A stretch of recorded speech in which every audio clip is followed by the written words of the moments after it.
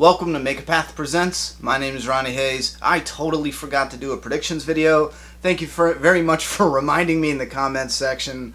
So, let's talk The Walking Dead, Season 6, Episode 7, Predictions. Alright, Deadheads, first thing first, I'm trying a new high-def setting on my camera, so things might upload slow. I'm gonna record 3 videos and try to see how fast I can get them up, so bear with me. I'll leave a remark in the comments section of this video if that was a success or if it was a failure. Anyway, let's get right into this. First off, I know a lot of people are talking about Morgan being exiled or punished in some way because of the wolf. I don't believe that's the case at all.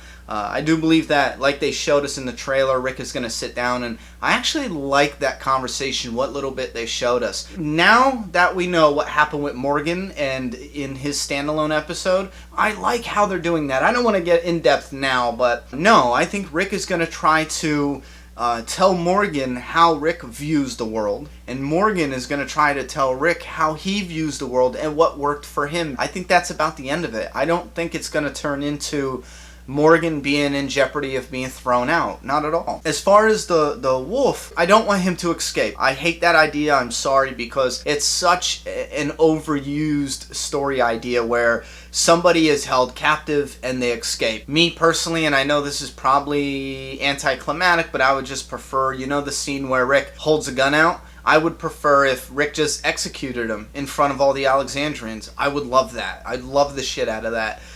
So this is probably a biased prediction, but I'm going to say that Rick executes him. That's probably not at all what's going to happen, but I'm going to go with that because I just do not like the idea of him escaping. I think it's like screenwriting 101. As far as this episode's pacing, I think it's going to be a continuation of Episode 5. For those who didn't like Episode 5, I'm sorry, but at least the first half, most likely, definitely, will be a continuation of Episode 5. That style, you know, Rick dealing with Morgan, the wolf, the other residents in Alexandria, shit like that.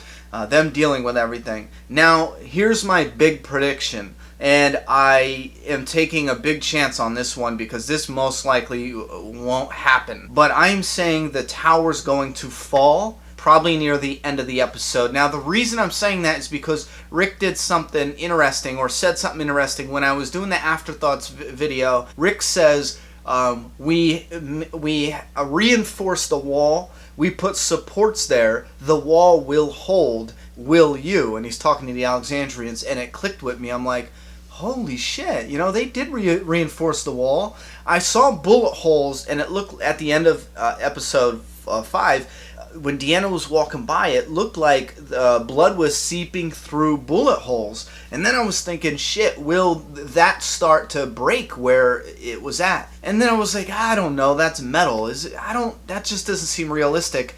But the truck bothers me this whole time because everyone's like, are there walkers in the truck? What the hell is going on with the truck? And now I'm thinking, well, the truck is shown for a reason, you know? There's no walkers in the back of it. It looks like they were just going to use it to haul. The truck missed the gates and hit into the tower, locking Spencer in. Remember, he had a hard time getting out? What if that is what causes No Way Out? Now, it's looking like No Way Out is only going to be one episode, one major episode. So if that's the case, I'm calling it the tower all day. Because in the comic, it was part of the wall started to give way. You know, then it was the wall gave way, and then it was dealing with the shit going on.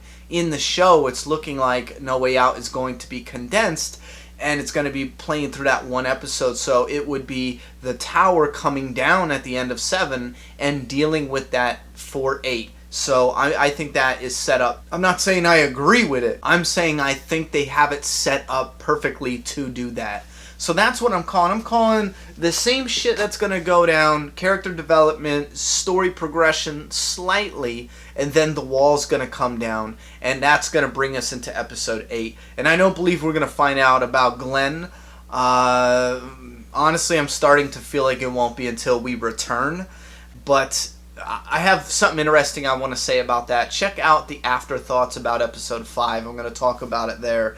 But I do want to say that I do believe we'll find out who's on the walkie-talkie. I talk about that more in the afterthoughts, but it's looking like, or it's sounding like, it's probably Dwight. You know, at first I was thinking, you know, just let it be Glenn, get that shit over with. You know, right now I'm voting Dwight.